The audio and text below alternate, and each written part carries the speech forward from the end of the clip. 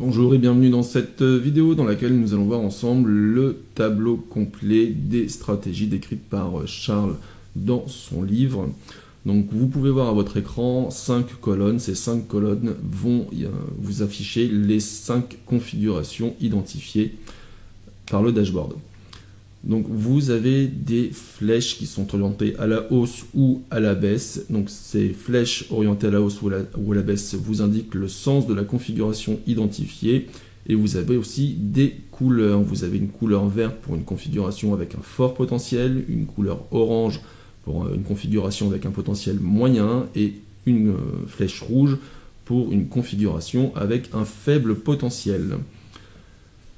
Donc ces tableaux ici représentent les 5 stratégies du livre de Charles. Donc on va aller faire un tour dans les paramètres. Vous avez ici la possibilité de modifier la couleur du texte. Moi je travaille sur un fond très foncé. Si vous à l'inverse vous travaillez sur un fond très clair, la couleur utilisée actuellement par défaut ne va pas vous permettre de lire le dashboard correctement. Donc vous pouvez modifier ça.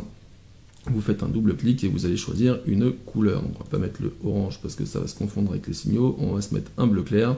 Et vous pouvez également modifier la couleur des configurations à l'achat. Par exemple, avec un fort potentiel, on va les mettre en magenta. Vous pouvez faire la même chose pour les autres couleurs. On va se mettre ça en jaune. Et ici, on va se mettre ça hop, en orange.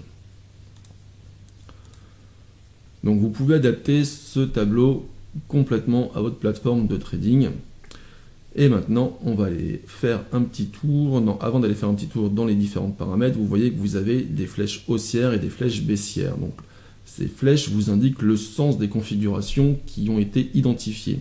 Donc par défaut, vous avez des configurations identifiées avec une couleur verte, orange et rouge. Donc la couleur verte vous indique une configuration avec un fort potentiel, la couleur orange avec un potentiel moyen et la couleur rouge avec un faible potentiel. Ensuite, on va faire un petit tour dans les paramètres. On y retourne et ici, vous avez la possibilité de modifier les valeurs de l'Ichimoku, même si sincèrement je ne le conseille pas, vous faites comme vous voulez, vous pouvez le faire, c'est à vous de voir.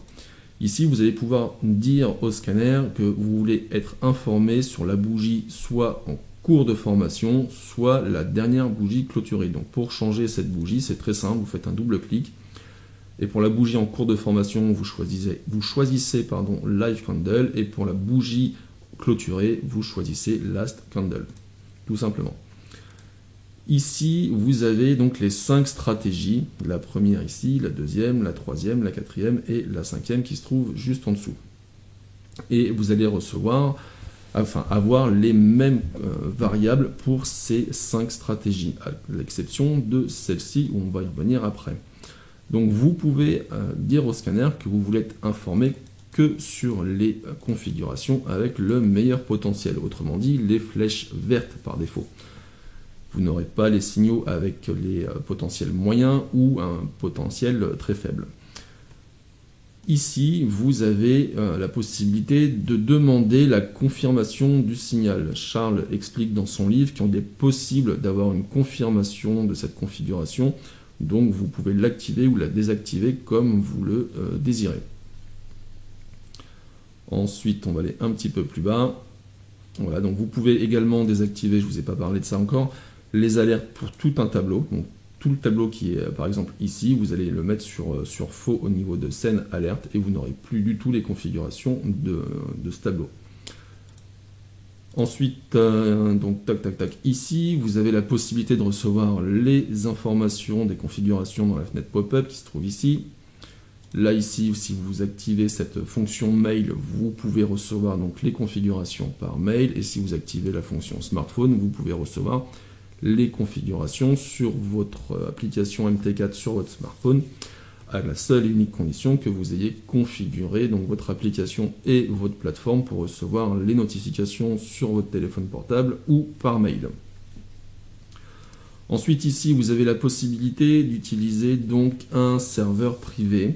Donc c'est un ordinateur distant où vous pouvez installer donc votre plateforme et la faire tourner en permanence. Et si vous utilisez donc ce serveur privé, vous avez la possibilité d'activer ou non de l'activer ou non, et de choisir un créneau horaire pour recevoir les alertes. Alors attention, le créneau horaire n'est pas celui du PC utilisé, mais celui de votre plateforme. Donc il y a toujours un petit décalage, faites bien attention à ça. Vous allez rentrer ici, donc l'heure de départ et l'heure où on va arrêter d'envoyer les configurations donc dans la fenêtre pop-up par mail ou sur votre téléphone. Et donc du coup, en dehors de ce créneau horaire-là, vous n'aurez strictement aucune alerte qui va arriver chez vous, ce qui fait que vous ne serez pas dérangé.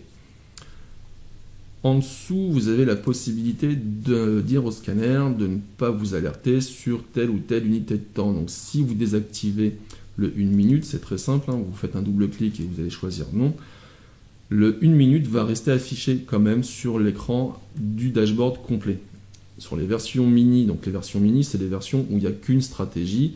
La colonne de l'unité de temps qui va être désactivée ne sera plus affichée à votre écran. Ensuite, on va passer donc aux valeurs. Donc, vous pouvez scanner 40 valeurs.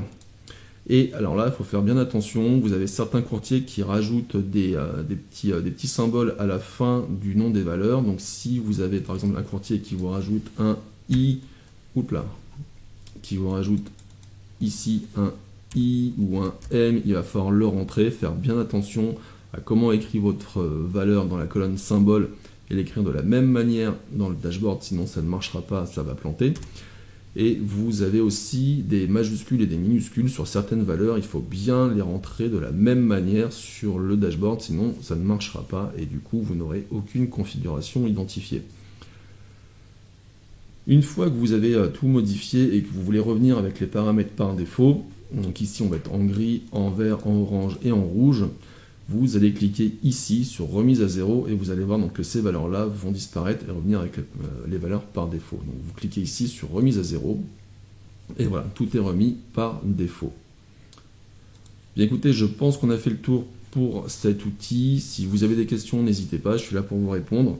N'hésitez surtout pas. Et puis, je vous souhaite une bonne utilisation et à bientôt.